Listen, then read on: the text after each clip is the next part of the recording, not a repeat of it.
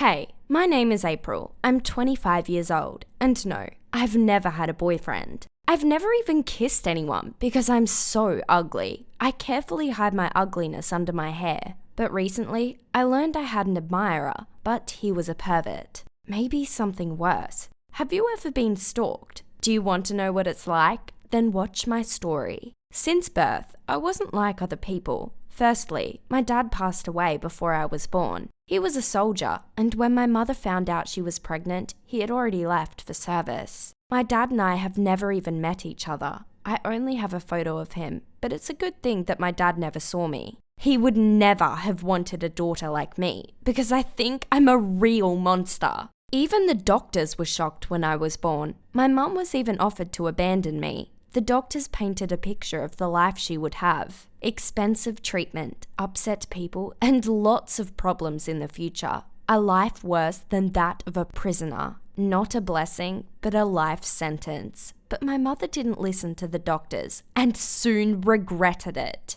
I didn't go to kindergarten. My mum taught me herself. But major problems started at school. I was teased because of my ugliness, but I wasn't a whiner and didn't want to show anyone how hurt I really was. I fought everyone who offended me, chopping them like Sub-Zero from Mortal Kombat. Because of this, I was constantly being sent to the principal's office. My mum was always called in and would listen silently. They always made me feel guilty, although I was the one who suffered the most. No one would listen to me, although they all had ears, unlike me. Yup, you heard right. I have no ears. I was born without them. Do you see how they look? Well, how are you feeling now? Disgusting? It looks like they were cut off with a large pair of scissors and then hurriedly sewn up. If only. This is actually a disease called microtia. It's congenital and is not treatable. I have the hardest degree and the total absence of ear shells.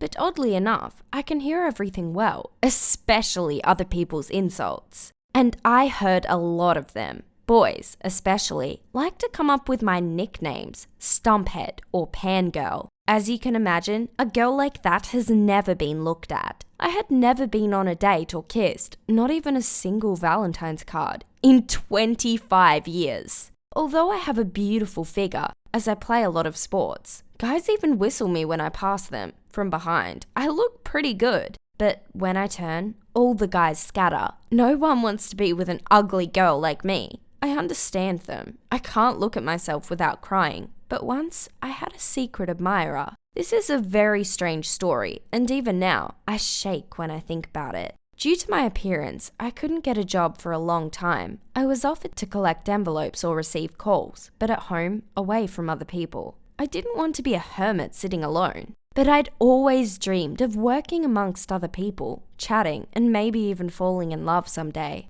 I might meet a guy who didn't care about my appearance, or at least my ears. Have you met a guy like this? I'd never. That was until it happened. I went to 52 interviews, but because of my ugliness, potential employers always refused. I begged them to hire me, but everyone remained indifferent. That was, until a couple of years ago, I met Bill. He was the manager of a cafe and also my mum's classmate. He finally took me on, working alongside people in his cafe. But one of my colleagues turned out to be not who he was posing as. Bill, my boss, asked me to grow my hair out so that I could hide my defect from customers. I did everything I could trying to please him. Bill treated me kindly, even fatherly. He liked that I was so quiet and conscientious, as no one else in the team was. Now I'm going to introduce you closer. Try and guess which one is crazy. So we're betting. Waiter Johnny, weird scandal type. He was always quarrelling with the manager because he brought his bulldog into the cafe. He said they were a team, like Bonnie and Clyde, but I think he just wanted to piss Bill off, and he's not the only one. Next is Sarah, the washer.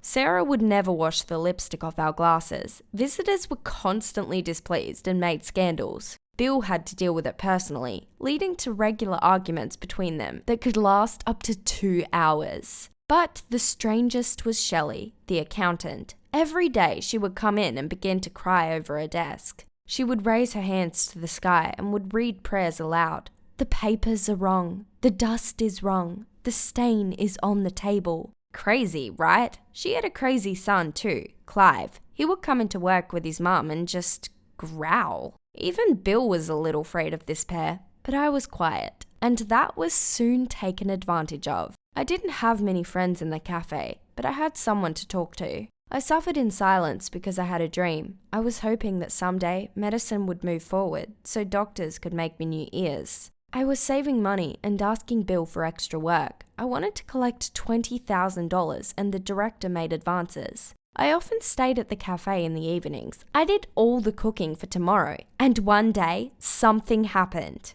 I was changing my clothes, as usual, slowly taking off my robe, when suddenly, you know that feeling when someone was staring at you and you feel it all over your body? Someone was watching me. I was sure of it. I was standing there in my underwear and turned around, trying to find out who was watching, but nobody was there. I began to look around desperately, at the ceiling, the floor, everywhere, and that's when I noticed the hole in the wall. It was just under the ceiling. I knew that on the other side of the wall, there was a small utility room. Someone must have been watching me from there. I was trying to see who was hiding behind the hole in the wall, but it was dark. I couldn't see anything, but I could hear very well. There was heavy breathing and sometimes squeaks. What could this man do right now? I had different suspicions. What do you think? Overall, I didn't know what to do. How should I react to this? I quickly changed and thought about what had happened all the way home. I was scared, but at the same time, pleased. Someone was watching me. Someone was interested in me. This had never happened to me before, and I decided, for now, to do nothing, to leave everything as it is. Do you think I'm weird? Every night after an evening shift, the same story repeated itself. I would hear intermittent breathing and felt the look of a secret observer. I began to change my clothes more and more slowly so my fan could enjoy the view. I started to get a buzz out of it. For the first time in my life, I felt beautiful and desirable. I was the fruit that someone wanted to taste.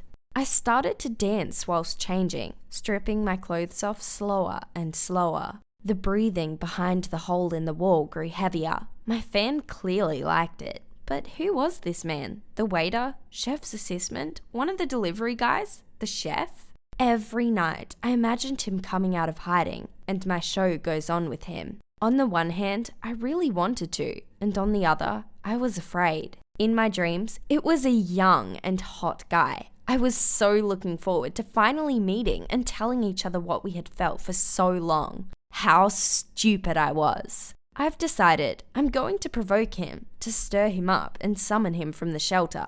I stroked my hair, turned up the music, and danced more daring. I felt that he liked it. He was silent, but breathed heavier than ever. I felt his hot, quick breath on me, and I couldn't wait any longer. I decided to call on my fan, and I asked him to come down to meet me. His answer? Silence, and no movement. I was afraid that he got scared of my perseverance. What if he never came again? This was my last chance to feel loved, so I boldly called out to him again, but still nothing.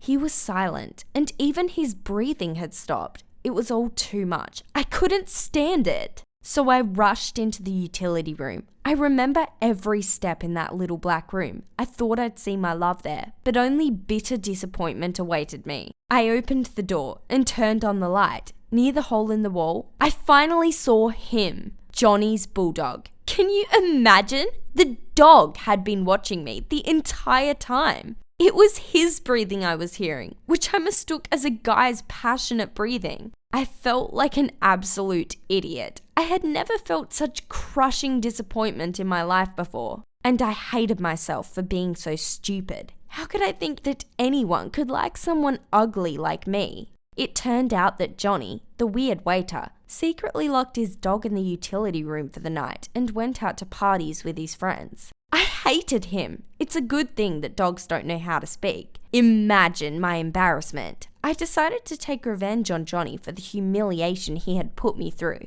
I told Bill everything, and he finally fired Johnny. I felt a little better afterward, but not for long, because no one likes me anyway. No one will ever love me either. The hope is for doctors and medicine of the future. Maybe one day they'll fix it up and help me. I don't think so. I'm an adult, and I know it's just a fiction. I keep working at the cafe and I'm still alone. Maybe one of you feels the same way I do. Absolute loneliness that you can't hide from. I'd be happy if someone liked my story and wanted to be friends with me, or even date. Write me a comment. I'll be looking forward to it. Click like and subscribe to the channel.